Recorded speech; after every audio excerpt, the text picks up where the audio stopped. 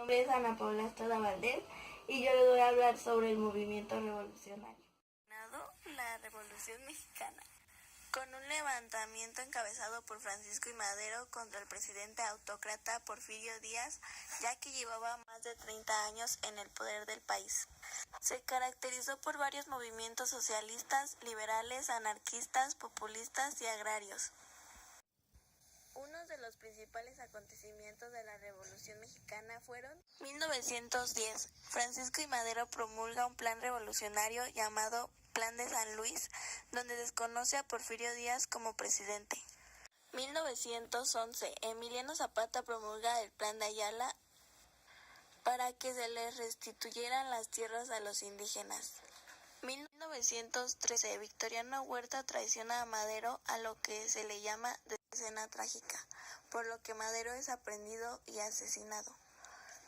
1915. Venustiano Carranza es nombrado presidente de la República.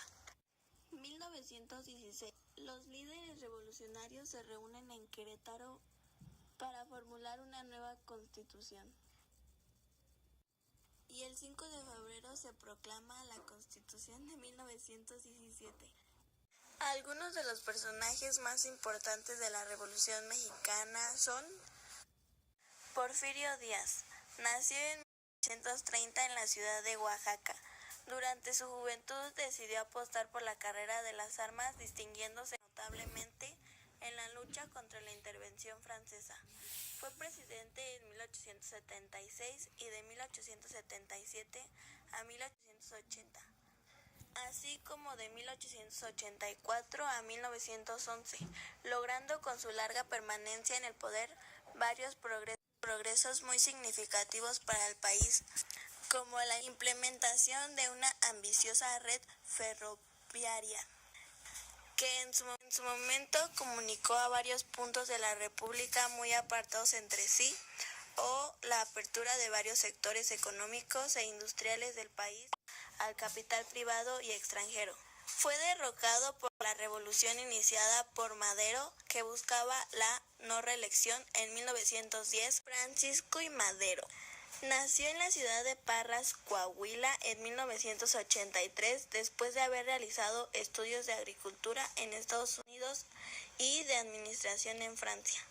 Madero creó su propio partido, el Nacional Antirreeleccionista, en 1909, cuyo movimiento cobró tal fuerza que el mismo presidente Díaz se vio obligado a encarcelarlo.